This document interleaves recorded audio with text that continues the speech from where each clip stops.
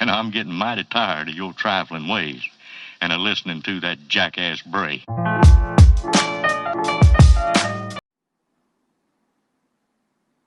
All right, Diva Mama, what's poppin'? All right, cool. So, I'm very cold. Hey guys, if you notice, I don't have the blue hoodie anymore. I don't know what happened. I lost it somewhere. I don't know what. So, y'all ain't gonna be seeing the blue hoodie no more. It's gone. I don't know where it is. It's gone. I did all my laundry yesterday. Ain't no more blue hoodie. It's gone. I don't know what it is. So, oh well.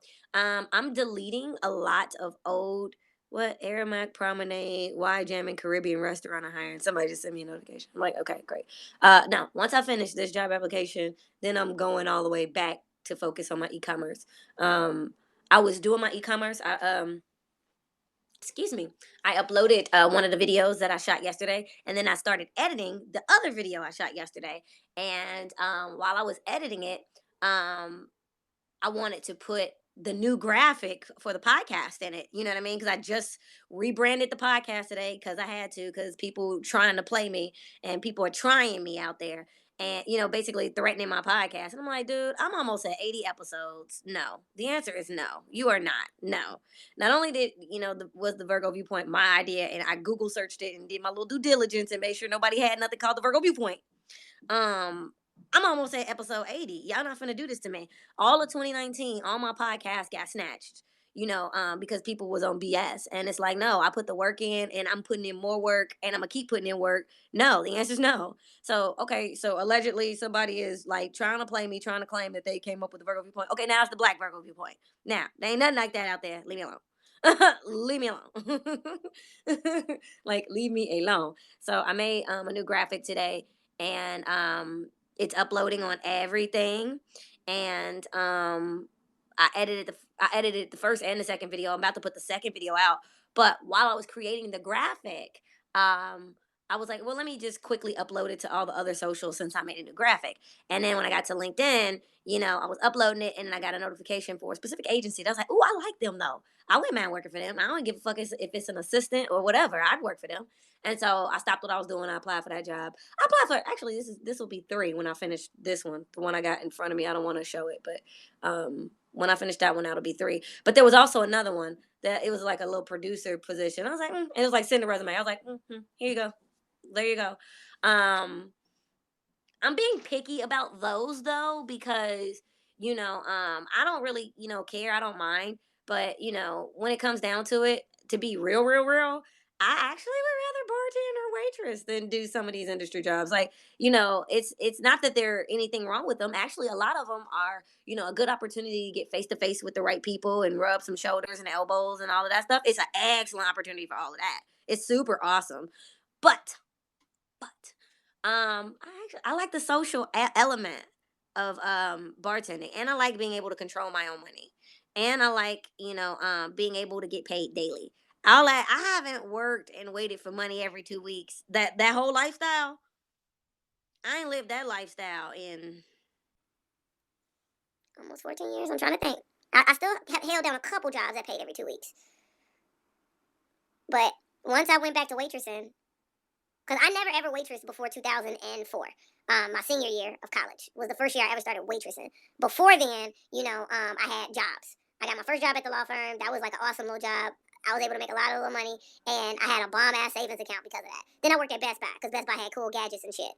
And Best Buy is Best Buy. You get paid every 2 weeks. And outside of working at Best Buy, I was a employee for the university. I was a staff employee. So I had a job on campus that paid every 2 weeks. And then I had a second job on campus as a resident advisor. So my room and board was free. Like all my meals was unlimited and free. And my housing and everything was free because I was a resident advisor. And I did that for 2 years.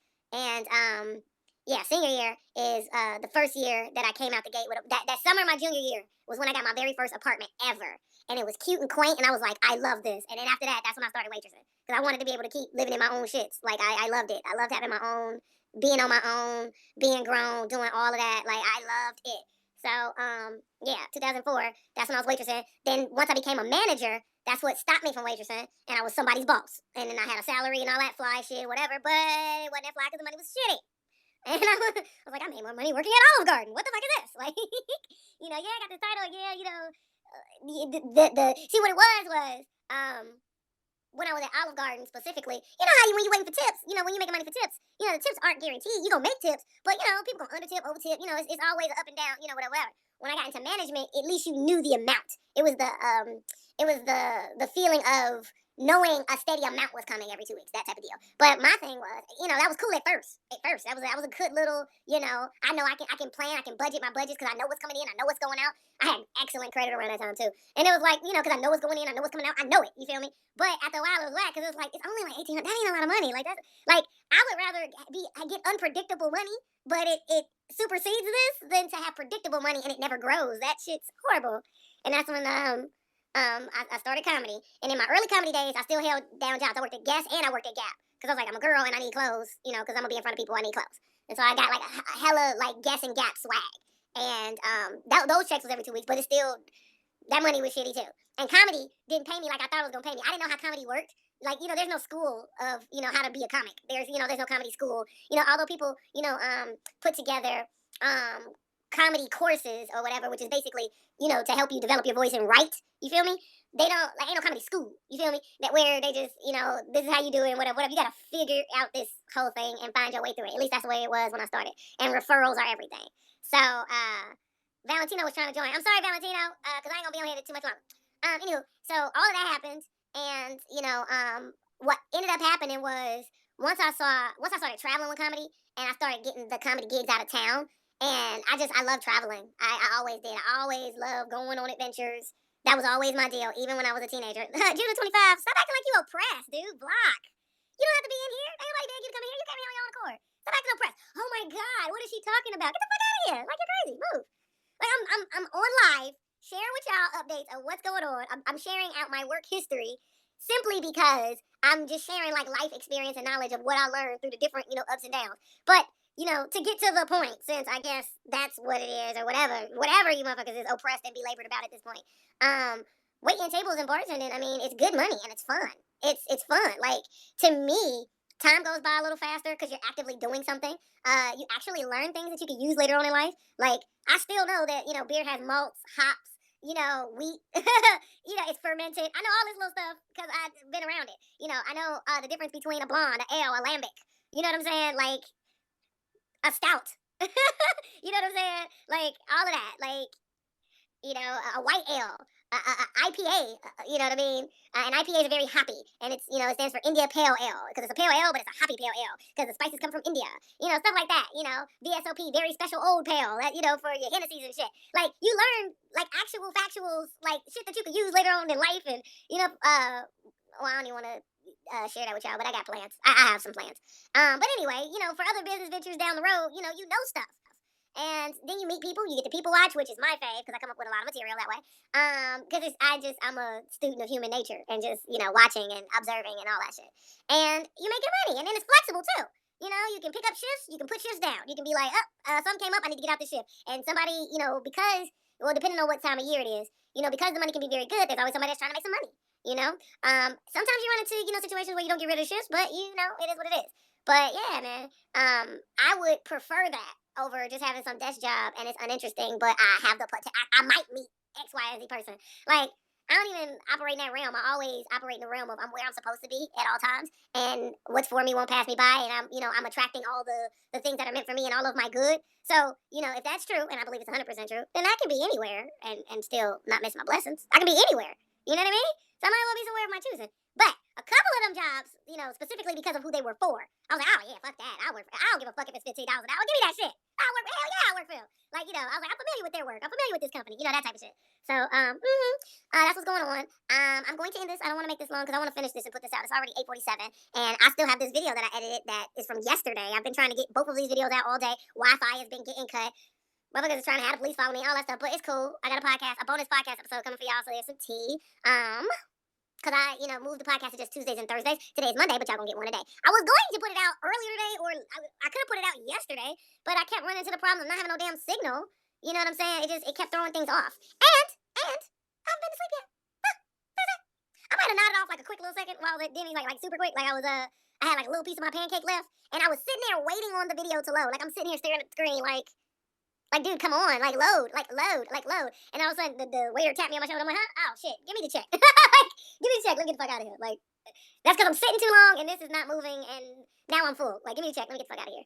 I'm getting dry mouthed. I'm getting dry mouthed. It's time for me to go grab some juice as well. I want some juice. I've been like, my body's been craving like citrusy, like juice, like orange juice, mango juice, like citrus, and grapefruit juice, like citrusy flavors. So I'm gonna have to go ahead and take care of that yearning. But yeah, so what's going on? I'll update y'all with stuff as it happens. I don't want to speak too much about what I'm working on because I just want to get the shit done. Period. Like, in the past and even this week, even some of the stuff that I typed in my iNotes as reminders, because I've had an iPhone since 2009, and I'm just in the habit of typing myself reminders or emailing myself stuff. Like, that's how I do things. Because before that, I used to just write shit in a notepad, like, keep it like a notepad like that, the kind that you flip over and make little notes. Well, yeah, I used to do that. And then, when I got my iPhone, I just started, here, let me type myself a little message. And then, whatever. And so I'm so accustomed to doing that. But I'm also aware that, intelligence agencies and all that shit is reading what I'm typing. So I want to just get shit done. Because what's been happening repeatedly for months, but really years, but months, is motherfuckers will see what I'm doing. And if they don't want me to do it because, they're trying to stop me because they want to promote their agenda and they want to be right, then, there'll be some that has it to fuck up. And then I'm, stuck. And now I've announced what I'm doing. And, I've been purposely sabotaged. So it makes me look like, oh, that bitch just talking. And, ooh, baby, that is far from who the fuck I am. I don't like saying anything because I'm the bitch that loves to just pop out with shit. Listen, even Velvet Circus. I ain't tell people what the fuck I was doing. Like, Velvet Circus came about because it was this all-female comic photo shoot that we did with Humor Mill. It was me, it was Ida Rodriguez, it was Vanessa Graddick, and Jackie Fabulous. And all of us graced Humor Mill as, we were all the female comics that had next or whatever.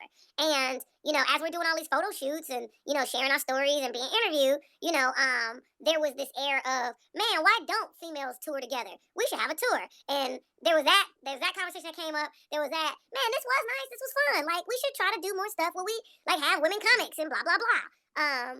It was just, it sprung this thing. And everybody was talking and everybody was like, yeah, that sounds good. We should do it. And my ass is like, yeah, so let's do it. And they're like, yeah, we should do this, we should do that. Everybody came up with all these ways that we could contextualize and make it happen. I went to Flappers. I worked out a door deal. And I put together the first Velvet Circus. It was the all-female show. It was me, Ira Rodriguez, Vanessa Graddick, and Jackie Fabulous. All four of us. That was the first Velvet Circus at Flappers. And, the show went cool, but it was really one of those things where it was like everybody went on board. And I, took the initiative and got it done. And I was like, oh, okay, well, there's that. So then, the following month, I hit up the Improv. I was like, yo, I tried this at Flappers. It was cool, but I want to do this, and that, the third. And the lab was looking for a gang of shows at the time. And, you put down a $200 deposit to rent the space. They let you do what you want. I was working at, I was still working at TGI Fridays. Yeah, because that Humor Mill article came out December 2010.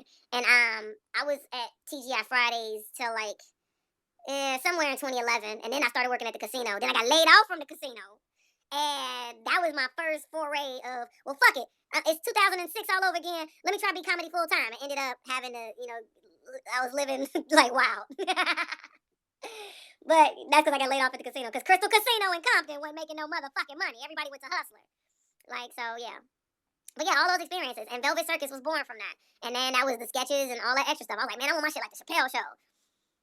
But I wrote the music, and I wrote, that was the hook, though. It was like, yeah, I'm a stand-up. It's my show. I host it. I book it. I have the people that's in the sketches actually do stand-up, because we real comedians. We do stand-up. But because you saw them in the sketch before they came to the stage, you already decided you liked them. See, you saw the sketch. It was funny. And then, hey, da-da-da-da-da-da, I'm going to be funny, and I'm going to bring up the next comic. And it's like, oh, that's the old boy from the sketch, if you didn't know who they were already. To the random audience member. Oh, that's the old boy from the sketch. Oh, that's the old girl from the sketch. And then they get up there and they're funny for, like, it sets them up for success. And they're funny when they get up there and do stand-up. And then we cut to one of my silly songs that I wrote. Nigga, it was great. We had a fun-ass time. And guess what? I'm going to bring that shit back. But, because I'm about growth, I got to do stuff different. Like, when I brought it to Chicago, when I started touring it a little bit, Chicago was where I added extra flavor on it. That's when I really started getting my SNL on. That's where the keyboard came from. I first purchased that keyboard. When I came back to Chicago and I was touring the show, that's where I purchased that keyboard. And what I would do was, I would do this song to wrap up the entire show that summarized everything that happened. And it was all freestyle. It was all, like, it was comedy. And it was a song, and it was musical, but it was a summary of everything that happened, and I was creating it on the spot, getting my whole SNL on, and that started in Chicago, and I took that shit and ran with it. Well, The last shows that I produced weren't as successful as the wave I had when I was doing Velvet Circus. But I got some brand new ideas, and one of my homies is down. And we about to figure this the fuck out, and it's about to be so much fun, and I can't wait to invite you guys around the fam. Take money to make money, okay? Love y'all. Peace. And I'm getting mighty tired of your trifling ways and of listening to that jackass Bray.